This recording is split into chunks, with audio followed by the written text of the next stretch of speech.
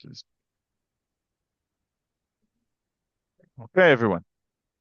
So again, thank you very much for joining us this morning. Today's webinar is about the new firmware release, both for the intercom and for the monitor. My name is Ami Feiner, and together with me is Ilan from our pre-sale department, which I hope you had the pleasure to meet. And this webinar will be about 1 hour long. So stay tuned, take water with you, and a coffee, and we will start. Ilan, go ahead. Thank you, Ami. So good day, everyone. As Ami mentioned, we are going to talk about two topics today, intercom and monitor. Both of them are having a new release and enable some new, very interesting features. So let's begin with the first one, intercom. So this is a new version that you can find already on our website, released. And now let's go over all the new functions that you can utilize in this product. So the first one is I need to make sure that you do understand the difference between two words of communication between intercom and monitors, and intercom with counts on a cloud server, meaning Cam2 accounts. So if we're talking about the first word, we are talking about interaction between the intercom to the monitors, which are by clicking on the button, and then you're getting a call on one of the monitors or multiple monitors, depending on extensions. The other word is communication between the intercom itself and the calling to the count in the Cam2 when the owner of the apartment is going to get the call and answer the call and open the intercom. So you can get multiple apartments or rooms, and multiple people can get this call. And there is a technician who is capable to configure the whole thing. You can configure buildings, rooms, and tenants who are going to get this call. So again, what I just want to explain is to divide those two topics. One topic, we're going to talk about the way the intercom is communicating with monitors. And the other topic is call generated from the intercom to the smartphone application Cam2. So let's begin by talking about the Cam2 application by getting a call to the smartphone. So for that, there is some new innovation in our intercom, and this is a number of calls you can generate from one intercom. So currently, the new feature of the intercom is the ability to support up to 100 intercoms in the building. So the building is basically a virtual unit. You can assign to this virtual unit up to 100 intercoms, and every building can have up to 10,000 rooms, okay? And in every room, you can have up to 5 different residents. So basically, theoretically, you can call from every intercom up to 5,000 different people, okay? When we're talking about communication between the intercom to the Cam2 application and accounts. Now, let's go over this topic, and here's something that we already talked about in previous release of Cam2, and this is now supported by the hardware. So this is how it works. So we are now in Cam2 application where the technicians who are installing equipment in the building. So we want to define unit building. So I go to building and the residence inside the Cam2. Here, I'm going to create a first virtual unit, which is called building. So I can set up to 100 buildings. So I'm going to set up first building, and I'm clicking on add building. I'm going to give it some name. So I'm going to click on the building name and going to name this building. So this is Holy Bank South entrance. This is going to be the name of the building. I'm going to give it some number. Okay, so it's going to be number 1 building. The most important part is now to associate this building with some specific intercom. So I'm choosing the intercom which is connected to my account, and that's it. I just created a connection between real unit intercom to virtual building. Okay, so this is what we see by now by creating a building and amount of rooms in the building. So by now we are talking about just a building. Now we want to add some rooms. So I click on plus to create another room, a new room in this case. So I'm creating a new room and I'm going to give it some name. So let's create a room number 7, just for an example. And next I need to assign some residents for this room specifically. Now those residents must be registered accounts in the Cam2 application. So this is the same logic about sharing your NVRs or cameras. So in this case, you are sharing it by using some, for example, email address, which is going to be the user account in Cam2. So by now I created a room and I assigned this person, which is living, he is a resident inside this room. Now I'm going to create another room and this room is going to be 101, for example. Okay, so now we're going to have 2 rooms. And inside this room, I want to have some residents. So I'm going to click on plus and I'm going to add some accounts again from Cam2 accounts, registered accounts.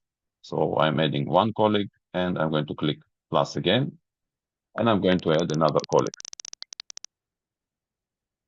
Okay, so by now we created 2 rooms and in one room we have 1 resident and the other room is going to have 2 residents. So we see here, we have 2 rooms and every room we can see who are the residents inside. Okay, so by now we finish configure it. Now let's see it in action. So this is what we have. We have now like room number 101, we have 2 residents. And room number 7, we have just 1 resident. I'm sorry to barge in. I'm sorry to barge in. Ilan, 2 comments, everyone. First of all, if it's looked familiar, it's because we presented similar thing in our recent webinar about the Cam2 app.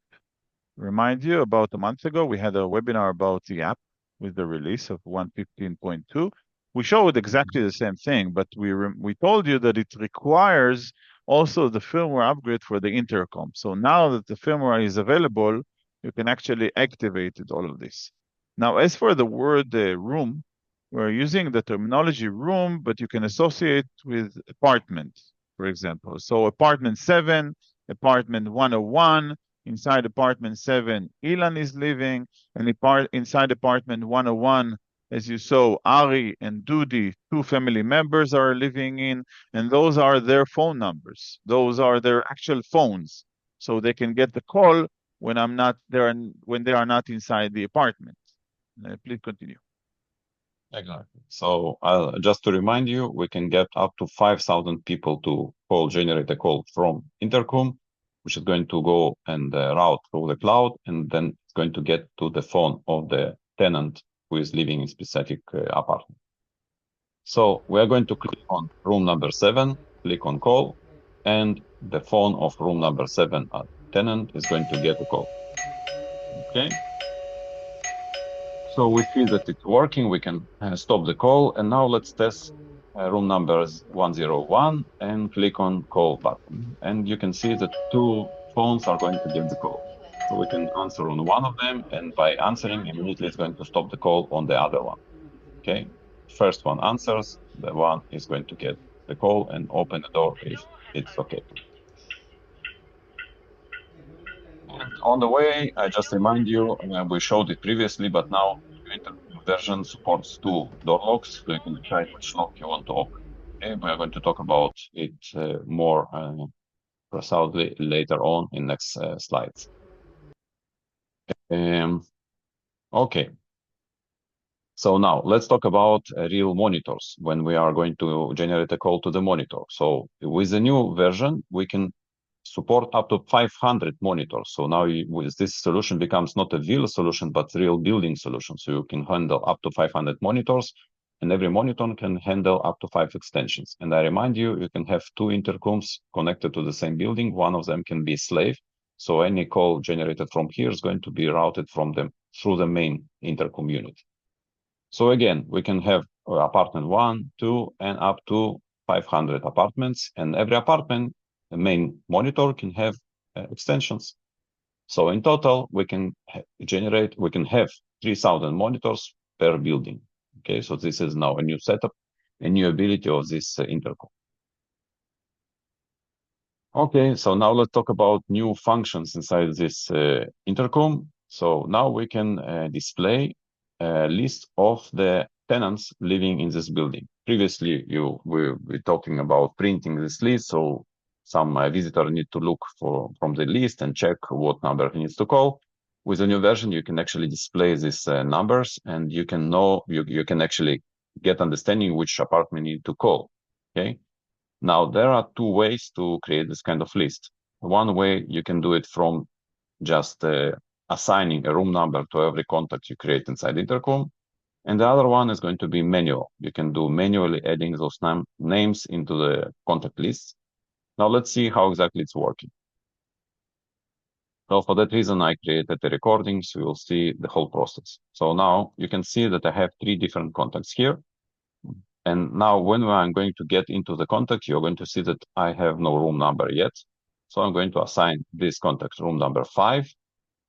And another contact is going to be room number 6. Okay. So once I finish, I can see that in this specific interface, I don't see a room number, but when I'm going to go to contacts list, let's see how it works.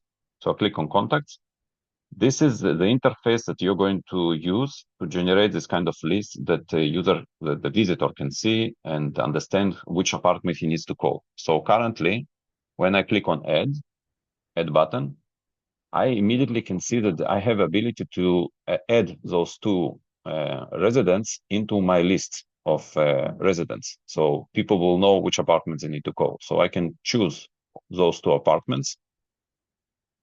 Okay, you see it's room number 5 and 6, and they are now added to the list. Now, if I'm going to try and add another apartment, you see I cannot get any more apartments because I already used all the apartments that were assigned with specific room number.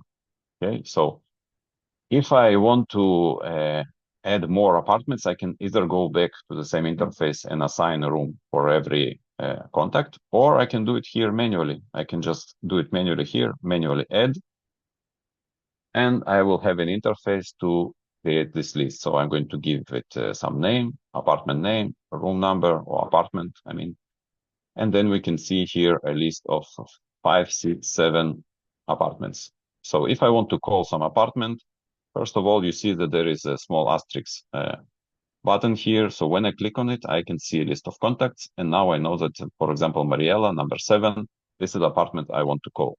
So I'll click again on this asterisk. And once I call number 7, this is going to generate, of course, a call to Mariella. Okay. So now we understand about the contact lists, and let's continue to the next topic. So now with the new firmware version, we can assign a personal PIN code. So previously there was no possibility. You had like a general PIN code for the whole building. With the new firmware, you can actually provide a PIN code for every user. So every apartment can have their own PIN code, and you can define that this is going to be the unlocking method. Okay, we're going to see it again later on in some demonstration, but now you are not limited anymore. You can assign the entrance to be only by the PIN code.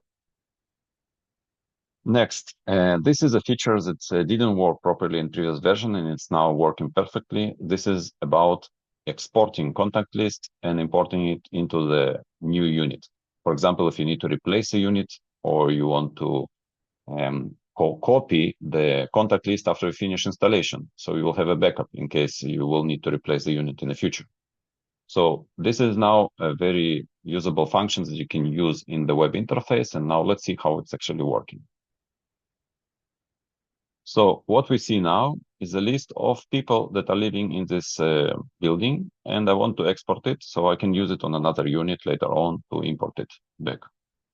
So let's see, I click on search, and I see the list of people, and I click on export, and now I export a CSV file. Or actually, I'm exporting a zip file, which is looking like this, and inside this zip file, if you open it and unzip it to the folder, you will see some specific items. So let's see the items. Okay, so I open the folder, and you can guess that what we see here is all the faces of those people. And we are going to see the CSV file, which is actually the database. There are names, there are apartments, there are logs that they can open, and all the different information about their authorization to open the log. So let's open the CSV file. I'm going to open it in Excel.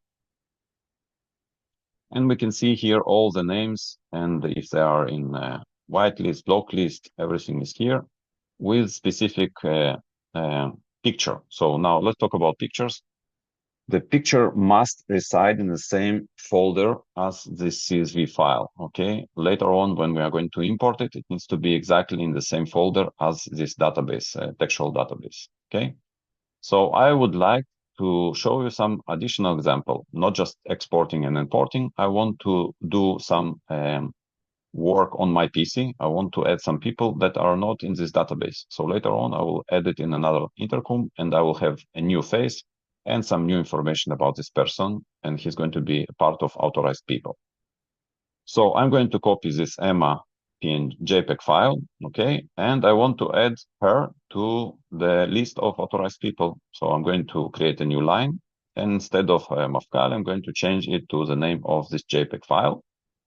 I can change the apartment number and ID. We are going to have ID for every person, which is unrepeatable. And that's it. I'm going just to change the name of this lady. I'm going to write Emma. Okay. So this is it. I basically finished. So I'm going to save it in CSV format. Okay. CSV, comma delimited, save. And okay, UTF-8, as you see in the video, I finished. And now I'm going to delete all the people in this intercom. Like I'm going to simulate that I'm getting a new unit and I want to import. So I'm clicking here on bulk entry, and I'm going to click on choose face. So basically what I do here in this interface, when I'm trying to import, I'm clicking on choose face and CSV just to direct my intercom to a folder where it's supposed to get the database of files of the faces and the CSV file. Okay, so basically I'm going to show him the folder itself. Okay, this is where it's supposed to get.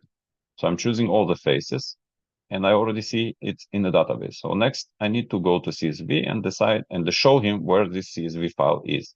And again, it needs to be in the same folder.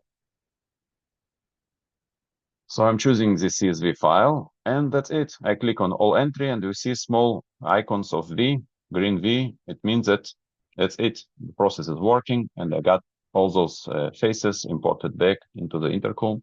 And this is a very important process when you want to back up your installation. And if you need to replace a unit, it's going to be very easy for you later on.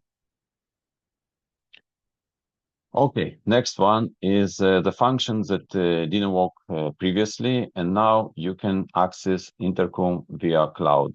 So you can type provision isr-cloud.com and get to this unit using serial number, user and password, and you can support this unit remotely, like you do with NVR. Next, there is a small basically function that was working, then it was removed, and now it came back. So this is like head position guide. So you have those lines. So people that are coming into the intercom and they're registered with their faces, the faces in the database, they need to know where they need to put the face. So intercom is going to scan their face and open the gate if needed. So basically, this is like a direction, or graphical direction for the users. Now, next function I think is very interesting for marketing reasons. You can add this kind of logo. So any installer can go to the web interface of the intercom. He can use a JPEG format, PNG format with transparency. Okay, and he can add his logo. So anytime somebody is going to access this intercom, he's going to see his logo on top, and this is going to be like small promotion of the services. Next one, face detection control. So in previous version, you couldn't control if the intercom is going to do face detection, and you've been getting this notification about face read properly. So now you have a small checkbox that you can disable. And if you want to use only RFID tag, then you are going to disable this function at all. Okay, so this is a new checkbox. Next, schedule clock control. So you have now in intercom two locks that you can control. And you are capable now with the interface to define when this is going to be, when every one of those locks can get opened by the users. So even if you define that the users can open those locks, you can decide that specific doors are not supposed to be open in specific days or during weekend, for example. So if you go to access control and you go to door lock, and you see here two locks. So you can choose between lock 1 and lock 2, and you can give it a name. Okay, warehouse and main entrance, for example. And now when you go to schedule interface, you're going to see that you can define different schedules. So you see door number 1 lock. You can define what days it's going to be open, which days it can be open. It doesn't mean that it's going to be open. It means that if it's going to get a command to open, it's going to check its schedule and say, okay, I capable to being open or not. So you see, if I'm going to change door lock number 1 to door lock number 2, we're going to have different schedules that I created before the video. So you see, it's totally different schedule for lock number 2. Okay, and you can even add some holidays here. Okay, so I hope this point is clear. So now you have more control over every lock when it's supposed to be open at all. Next, flexible user registration. So previously, you've been forced to use a picture when you are creating new users that can open the door. And even if you've been working with just RFID tag, you've been forced to add some picture. With the new version, it's not mandatory anymore, so you can create a user without using any JPEG file. So it's making the process easier if you don't have any pictures of those people. Okay, so just to illustrate you the whole process, we click here on those on the search, and we see that we get here two faces. And now I want to add another user, so I click here to create a new user. And when I'm here, I can give it a name, Ariel. I'm going to give it some code, personal code. You remember I was talking about it. Now, when I try to save it, it gives me some message. Okay, so because I'm now in face only opening method, it says, okay, please give me some pictures, so I'll be able to open the door based on the picture here. So now I'm going to change it from face only to open by pin code only. And it's going to again to show me that I need to provide some unique ID. And that's it. So basically just giving the name, giving the details and the unique ID of the specific person. And that's it. It's created without any face here. Okay. Okay. Next topic. So this is about providing a specific management of access validity. So if I have different personnel that is accessing my building, I can define that this is, for example, gardener, and he's supposed to visit my building for the next 2 weeks. And a cleaning person has access for next 2 months. So I can define specific duration of his access. Okay, so this gives me more flexibility on defining when exactly a specific user can access our building. Okay, next one is the point that I already mentioned, but let's make sure that we understand it. So now when we create a user, like I showed you previously without a face, now we have ability to define what lock is going to be open when he's going to access the door. So if he's going to use a code or RFID tag or his face, there is going to be checking which lock, which door actually he needs to open. Okay, so now you have a control over it, and you see those checkboxes that are opening specific doors. Next one is a pretty simple one, but it's for security reasons.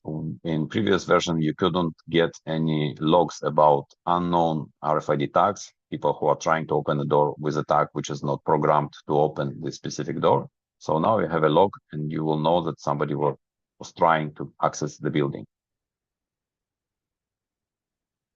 Next one is something that's been requested quite a lot by our partners, and this is about mirroring. So people that been accessing the intercom, they were seeing themselves in a non-mirror mode, which means that they've been moving left and the image was moving right. So now in the new version, you're getting a new function, which means that intercom itself is going to be working as a mirror all the time. There is no control over it. So anytime you're going to access it, you're going to see yourself properly, like on a mirror, okay? But if we're talking about recording this stream from the intercom to the NVR, then you're going to have option to decide if you want it to be mirrored or you want it to be non-mirrored as original from the camera itself. So it depends on you. You have the control over it, and this is what you can do either from web interface or from the NVR interface when you control the image itself. Next one, voice prompt control. So we are talking about specific voice notification that can replace two major voice notification about reading your face properly and reading your RFID properly. Okay, so you have a big list of different languages that we generated with your help. We sent each country a list of messages, and you generated for us a specific messages that are in the intercom and doorbell. So basically what you can do is to decide which language you want to use, and later on you can decide that you want to use a specific voice notification which is not in the list of the specific language. So you want to replace it. And we're talking about replacing only two messages: the swiping card, which means that RFID tag, or match OK, which is about your face, if your face is matching the database. So what you can do is to decide to use not the list you have in the language. You can use specific custom void, and you have three different voices here, okay, which means three different folders. And in every folder, you can define what is going to be the message, audio message, WAV file that you can define for every type of the message. Now, the innovation here is that you can actually disable those notifications. If people don't want to hear this message at all, you can either delete this message by clicking to delete it in custom voice, or you can reduce the volume of the system. Those notifications now have a bar, so you can reduce this bar to 0, and then the visitor is not going to hear any notification when he's going to open the door by his face or by his RFID tag. Okay, so you have two options: either delete the message at all, or to reduce the volume of these messages. You're going just to hear the beep that the door is going to be open. Next, sleep mode. So this is a little improvement, but instead of default never, now the default is 20 seconds, which means that the screen of the intercom is going to be black in 20 seconds by default. Of course, you can reduce it to 10 seconds to save power. Now it's going to be activated back anytime that you're going to show your face to the intercom. So intercom camera is going to detect your face, and then it's going to activate this monitor back, okay? So it means it doesn't work on motion detection. It actually works on waking up the screen based on face detection, okay? Okay, so we finished with the first part. We're talking about now a monitor innovation, the new functions inside the monitor, and there are quite a lot, and they are very crucial for the operation of this unit. Yeah, hold So on the one first, second, Ilan. yes, please. First of all, that's great. Everyone, I hope you're still with us. We are more than halfway through. As you saw, this was the first part, which is all the improvement in the release for the intercom. Some of you asked about monitor questions. We're now moving to the monitor with the new firmware release, version 1.4.6. By the way, both these firmware are available on the website. You can download it, and let's see some of the features in the monitor. Go ahead, Ilan. So this is a monitor new abilities, new functions. Let's go over each one of them. So first and very crucial one is that you can now connect to the monitor through the web interface. Okay, previously you had to work only frontally, only locally with the interface of the monitor. Now you can see the monitor as a unit on the IP manager software. You can open the web interface exactly like in VR and do all the operations you can do basically on local interface. So let's see it. Let's see it in action.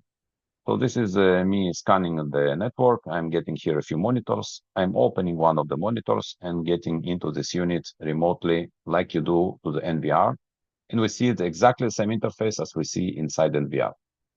So basically, monitor is working very similar to NVR plus some more functions, okay? And now we're talking about monitor as is without even talking about interaction with intercom, okay? So you can use this unit just to display some cameras for the user if he wants to see it without any interaction with intercom yet. So what we can do in this unit, we can see playback, for example, if you're recording something on SD card, this unit. So I'm going to talk about in a few minutes, but you can automatically record any communication with intercom or third-party equipment like active surveillance cameras. You can record it locally, and then you can see all those recordings here. So you can go to playback and search for the events, see for snapshots and see some videos, and you have access to this SD card. As well, you can go to settings and you can see all the configurations you need to do remotely on this unit. So you go here, you edit the camera, and you can add the cameras to this unit by just clicking plus. It's going to scan the network, exactly the same process as you see in the NVR one-to-one. So I'm scanning the network, I'm choosing a few cameras, clicking on add, and those cameras are added automatically, of course, to the list of cameras. And remind you, this is up to 16 cameras you can add to this unit, while displaying only up to 4 cameras on real time on the screen. Okay, so this is what we see. And now just by playing with the web interface, we have all the functions here available for us to be changed and used, even without clicking on the monitor itself. Next. Now let's talk about how we can communicate between monitors. And again, this is yet not related to the intercom at all, okay? This is just by connecting all those units to the same network and letting people communicate between them, between every unit. And it could be a good solution, for example, for some factory where you need to do some video communications or discussions with different people on different locations inside this factory. So using the C protocol, you can call from one unit to another unit. Okay, so you can generate a call and you can get a call on another location and have a discussion internally. But if we are connecting some extensions, then we can do some more different type of calls. And it could be between extension to the extension. And it could be between extension to the main monitor, which is just a room or apartment. It's not defined as extension. And we can call from one extension to some other primary monitor, which is not extension, real apartment, okay? So you have all those flexibility to do internal calling using C protocol, and it's not yet related to the intercom itself. Sorry, Now, one remark. Can you go back? Everyone, I want you to expand as you see with this new function, there's a lot of flexibility. And take it not only to buildings, between apartments, now that I can call between, let's say I'm living in apartment number 1, and I have 4 monitors, one in the kitchen, one in the bedroom, one in the kids' room. I can talk between the monitors, but I can also make calls between apartments, as you saw. But don't take it only for a apartment building. Take it, for example, for an office building. You can call between offices. You can call between rooms inside different companies, and you can call between one company to a different company. So expand your horizon, not only for a simple intercom in a building apartment, but also for an office building or shops, or the sky is the limits. Continue, Ilan. So if you have some place where you don't have a cellular communication or no other solution, you can do 2 functions, both watching different cameras on the same unit and both calling different other rooms, different monitors. So it's a double function in the same unit. Next, let's I would like to show you exactly how it works. So for that demonstration, I just want you to understand what the scenarios that I recorded for you. So we have now apartment 101, and we have just one monitor in this apartment, which is primary monitor. It doesn't have any extension. And I have another apartment, which is apartment number 3. And this apartment has a primary monitor on its living room and another room with a kitchen where I have extension number 2. Okay, so just try to remember, and you're going to see it in the next video, that I have 2 apartments. Those are the numbers, and I have this apartment 3 with extension, which is extension number 2. Okay, now let's see the video. So I'm going to generate a call from the specific monitor to other monitors. So we have 3 monitors. One is 101, and this is apartment number 3 with 2 monitors. Let's see how it works. Just to make sure that you see that it's configured properly, we go to room number, and we see that the room number is 101. Nothing new about it. You know how to configure it if you're working with those monitors. Now, if I go to another unit, I go to configuration, and I see this is room number 3. Okay, so this is room number 3. Now, before I go to this extension, I would like to remind you how you configure the extension. So if I go to local network, I need to see the IP address of this main monitor of room number 3. So you're going to see that this is IP address, which finishes with 101. This is IP address of this room number 3. So it's just going to be a reminder for you how you configure extension. So if you go to configuration of this monitor, the low one, you see that I configure it as extension number 2. Okay. And how do I do the connection between it? If I go to the configuration here, you see that this is indoor station. This is like the master of this unit. So it's extension of this IP address. Okay, so this is just for you to have a background of what I have configured here. So basically, we have room 101 and room number 3, and this is extension 2 of room number 3. Okay, now let's start generating some calls. So I want to call from this unit to the main unit. So how do I do it? Sorry, to the main unit of like room number 101. So I'm calling from this extension to the room 101. So I just click on number 3. On click number 101, and I'm getting the call here, and I can start talking. Okay. Now let's do next demonstration. I want to call from this 101 to room number 3. And now because the room number 3 has extension, then it means that both monitors are going to get a call. So whoever is going to be the first one is going to answer the call. So I'm clicking number 3, click on, and I can choose where I want to answer this call. And if this call is going to be dropped on the main unit, and the extension is going to start the communication. Okay, so we are in the middle of the call. We understand how it works. And now let's see how I call from a main unit to extension. This is where it's a little bit more interesting. So I here 0-2. Okay, I'm calling the extension -2. Okay, click on call, and this is how I generate a call to my extension. Okay. Okay, so the last one,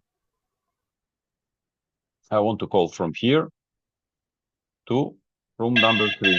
It means that I'm calling my main station. Okay, so I'm calling from extension to my main monitor, as I did previously to the monitor of room number 101. Okay, so I just click on 3. That's it. And I'm getting the call from my extension. Okay, so for example, my kitchen call a living room, for example. Okay.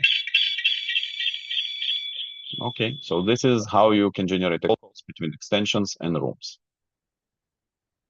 Okay, next one is door lock.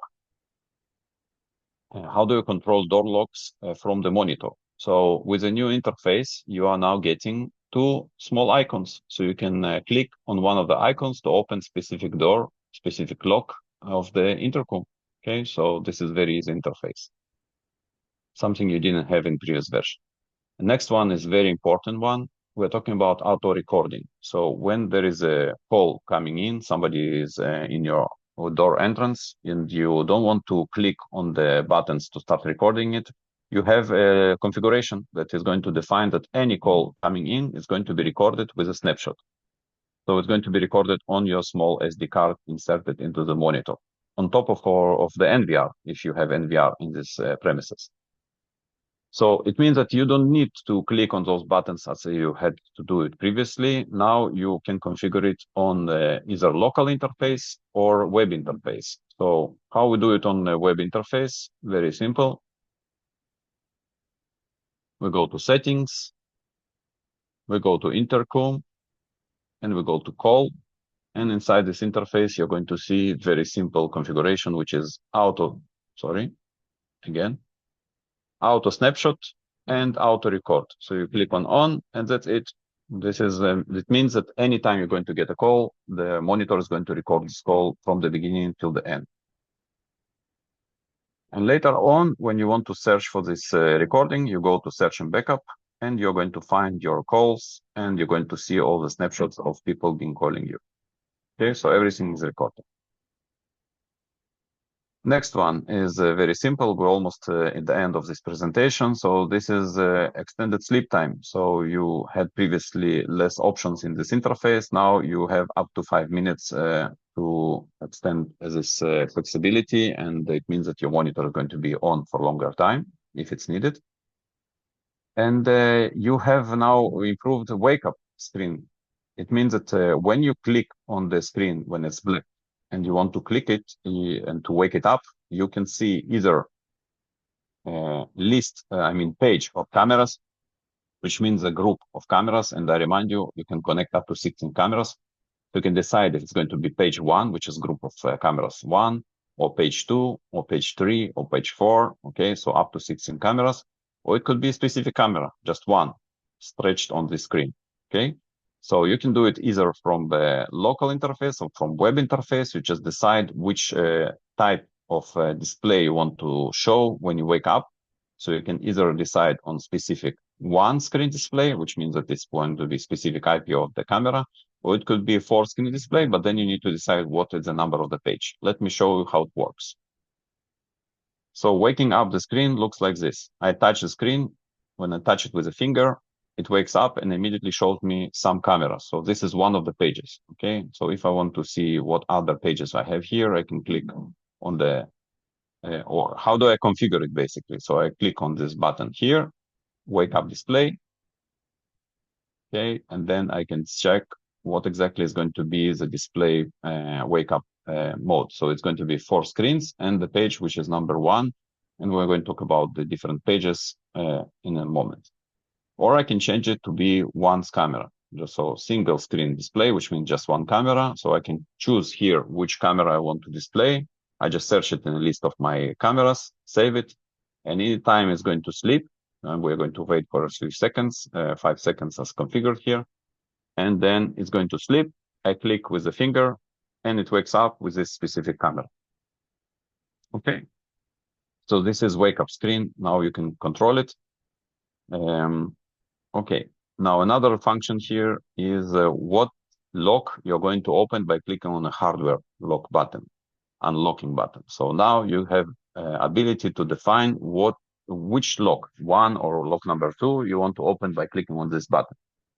So you can do it either from local interface. So you can choose if this button is going to open lock number 1, lock 2, or both of them. And the same can be done from web interface. So you have exactly the interface or screen where you can decide what is going to be opened by clicking on this button. Of course, you can do as well the specific scenario in which a user not supposed to open anything. So even if it has this button, nothing is going to be opened by this one. Okay. Next, and this is the last one, I think, is a snooze button. So basically, if you finish communicating with someone and you don't want the screen to be on, you just have a snooze button here. So when you click on it, boom, it goes black, and that's it.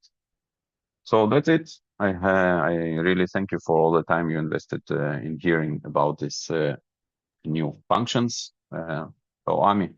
Great.